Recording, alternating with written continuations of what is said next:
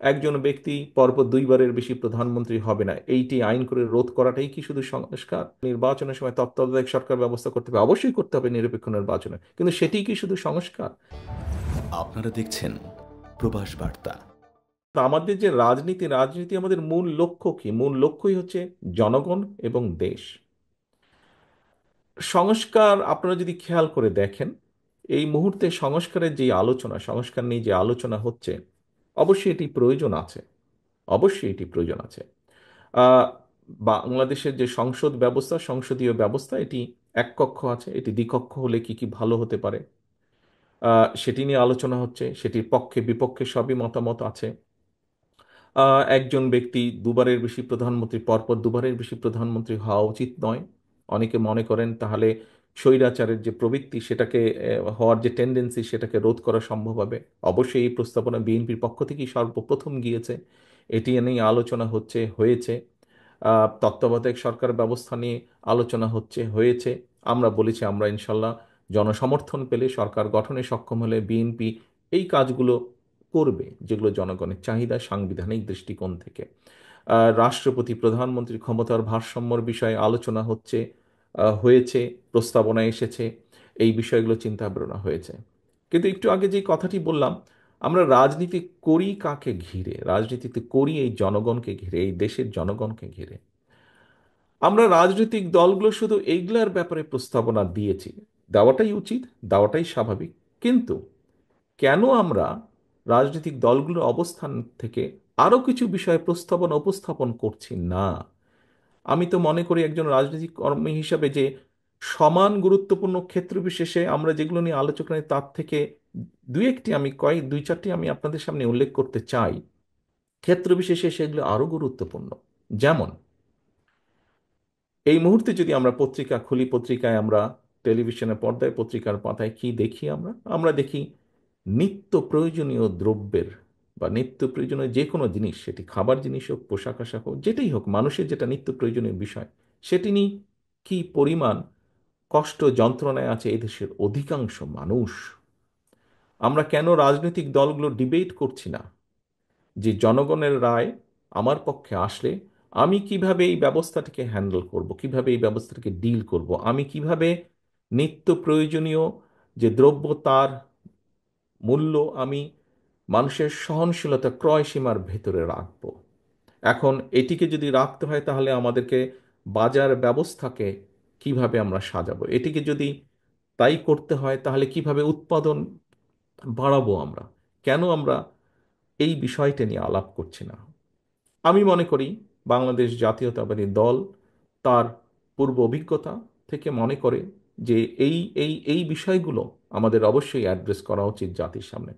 শুধু তত্ত্বাবধায়ক সরকার ব্যবস্থা, শুধু সাংবিধানিক ব্যবস্থা, শুধু ভোটের ব্যবস্থা, বিভিন্ন ব্যবস্থা, সেগুলো যেরকম আলোচনা হওয়া উচিত, তার থেকে বেশি আলোচনা হওয়া উচিত, বা সমান পরিমাণ অন্তত আলোচনা হওয়া উচিত কিভাবে মানুষের এই সমস্যার সমাধান করবে, কোন দল কিভাবে করবে। প্রিয় উপস্থিতিবৃন্দ, আমি মনে করি এই আলোচনা নিত্য প্রয়োজনীয় দ্রব্যের বিষয়, যেমন উৎপাদন ব্যবস্থা, বাজার ব্যবস্থা, এটি নিয়ে যেরকম আলোচনা করা উচিত, এটি নিয়ে যেরকম প্রস্তাবনা থাকা উচিত, প্রস্তাবনা থাকা উচিত, ডিবেট হওয়া উচিত বিভিন্ন রাজনৈতিক দলের মধ্যে, যে একজন নাগরিকের 20 কোটির প্রায়, আমরা সবাই জানি জনসংখ্যা কোনোভাবেই 20 কোটির কম নয় এই দেশে। 20 কোটি জনসংখ্যা বহুল একটি দেশের মানুষের একটি প্রাইমারি প্রয়োজন হচ্ছে মিনিমাম চিকিৎসা ব্যবস্থা। আমরা কেন আমাদের রাজনৈতিক দলগুলো চিকিৎসা ব্যবস্থা কিভাবে জনগণের মিনিমাম চিকিৎসা ব্যবস্থা আমরা নিশ্চিত করব, সেই বিষয়গুলো কেন আমরা তুলে ধরছি না? সেটি কি সংস্কার নয়? আমি যে বাজার ব্যবস্থা, যে উৎপাদন ব্যবস্থার কথা বলেছি, সেটি কি সংস্কার নয়? শুধু একজন ব্যক্তি পরপর দুইবারের বেশি প্রধানমন্ত্রী হবে না, এইটি আইন করে রোধ করাটাই কি শুধু সংস্কার? শুধুমাত্র তত্ত্বাবধায়ক নির্বাচনের সময়, জাতীয় নির্বাচনের সময় তত্ত্বাবধায়ক সরকার ব্যবস্থা করতে হবে, অবশ্যই করতে হবে নিরপেক্ষ নির্বাচনে, কিন্তু সেটি কি শুধু সংস্কার? বাজারের ব্যবস্থা, চিকিৎসা ব্যবস্থা, এটি কি সংস্কার নয়? আমি তো একজন রাজনৈতিক কর্মী হিসেবে মনে করি এটিও সংস্কার ব্যবস্থা। আমাদের আমাদের ডাইরেকশন থাকতে হবে, আমাদের প্ল্যান থাকতে হবে, আমাদের তুলে ধরতে হবে জনগণের সামনে যে আমি জনগণের রায় যদি সমর্থন পাই, আমি চিকিৎসা ব্যবস্থার জন্য এই করতে চাই যেখানে জনগণের মিনিমাম চিকিৎসা সুবিধা দেওয়া সম্ভব হয়। প্রিয় আমন্ত্রিত অতিথিবৃন্দ, সংস্কারের তো আরেকটি বিষয় আছে। এই 20 কোটি মানুষের দেশে আমাদের ভবিষ্যৎ প্রজন্ম আছে। আমরা যদি আমাদের ভবিষ্যৎ প্রজন্মের সঠিক শিক্ষা ব্যবস্থা যদি গড়ে তুলতে সক্ষম না হই, তাহলে কি করে আমাদের পক্ষে সম্ভব এই দেশকে সামনে এগিয়ে নিয়ে যাওয়া, কি করে সম্ভব একটি সমৃদ্ধশালী দেশকে গড়ে তোলা? অবশ্যই আমাদের এই বিষয়ে ডিবেট থাকা উচিত। অন্তত এই বিষয়ে আমাদের শুধু ডিবেট নয়, প্রত্যেকটি দলের পক্ষ থেকে একটি কর্ম পরিকল্পনা থাকা উচিত যে আমরা কি ধরনের শিক্ষা ব্যবস্থা। আমরা বলি অনেক সময়, বক্তব্যের মধ্যে বলি উৎপাদনমুখী শিক্ষা ব্যবস্থা।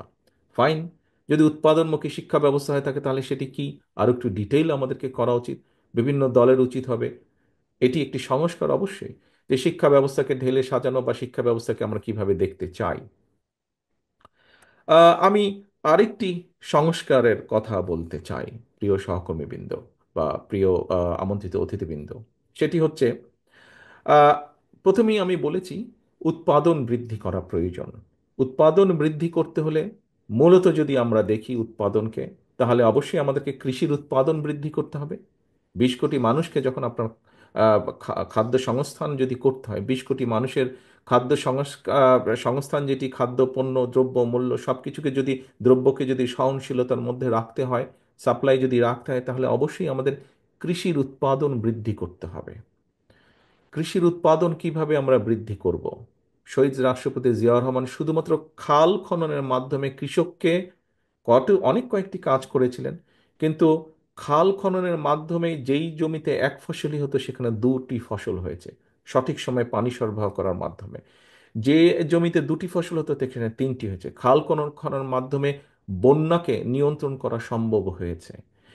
বন্যাকে নিয়ন্ত্রণ করার মাধ্যমে দেশে যেটি হয়েছে, কৃষক প্রতি বছর ক্ষতিগ্রস্ত হয়নি, ফলে ধীরে ধীরে কৃষকের অর্থনৈতিক মেরুদণ্ড মজবুত হয়েছে।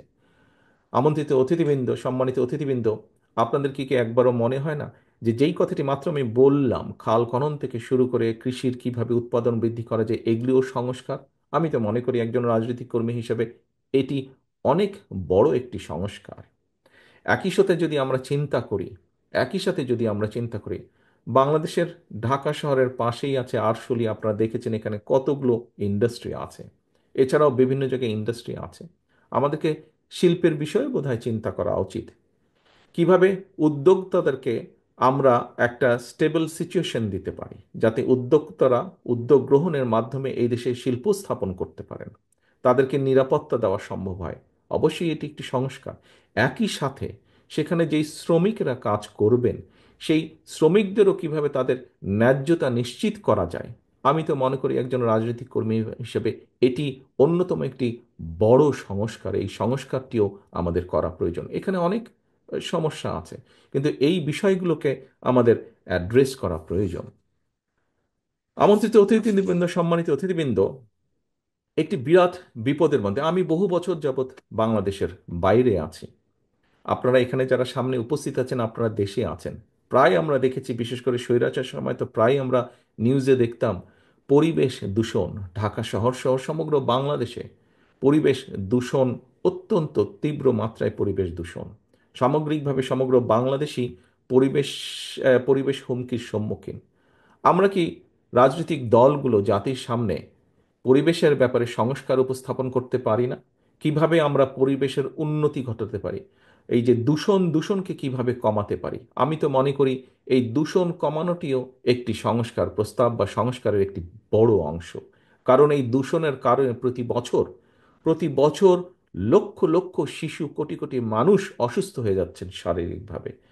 সেটি পলিউশন, বিভিন্ন রকম পলিউশন, শব্দ পলিউশন বলেন, সেটি ধোঁয়ার পলিউশন বলেন, ধুলাবালির পলিউশন বলেন, যেটি বলি না কেন, আমরা এই পলিউশন থেকে কিভাবে আমরা রাজধানী সহ সমগ্র দেশকে রক্ষা করতে পারি, দেশের মানুষকে রক্ষা করতে পারি, এ ব্যাপারেও তো আমরা আমাদের পরিকল্পনা উপস্থাপন করতে পারি জাতির সামনে।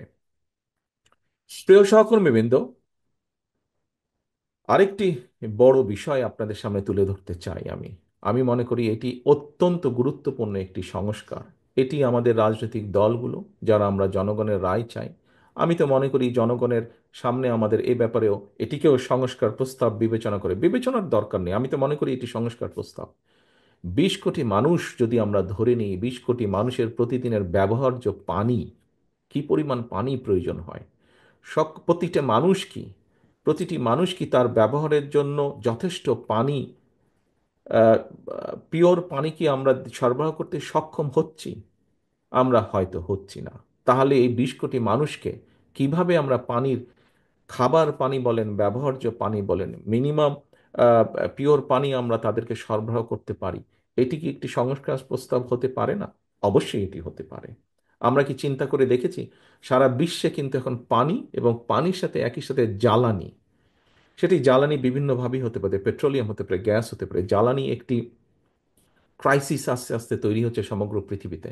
20 কোটি মানুষের জ্বালানি ব্যবস্থা কি হবে, কি কি হতে পারে, কিভাবে আমরা জ্বালানি কমফোর্ট দিতে পারি মানুষকে, সেটিও তো সংস্কার প্রস্তাব আমি মনে করি। এবং সে ব্যাপারেও আমাদের চিন্তা পরিকল্পনা জাতির সামনে উপস্থাপন করা উচিত। প্রিয় সহকর্মীবৃন্দ, আমাদের এই যে আপনাদের সামনে ইফতারের আর বেশিক্ষণ সময় নেই, আমি বক্তব্য বাড়াবো না।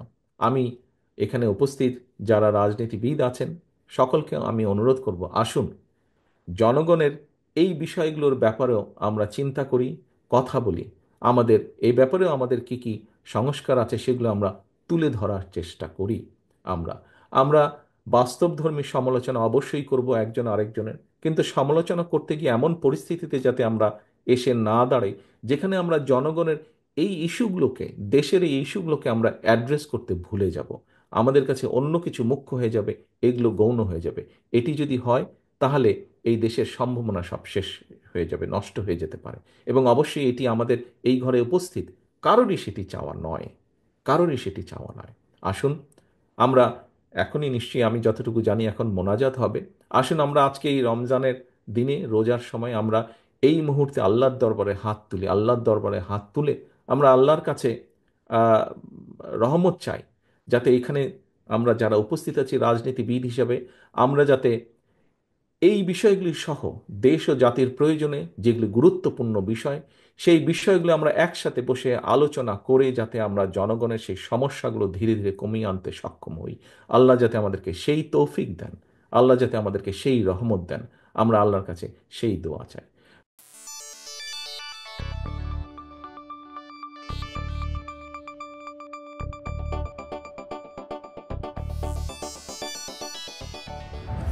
আপনারা দেখছেন প্রবাস বার্তা।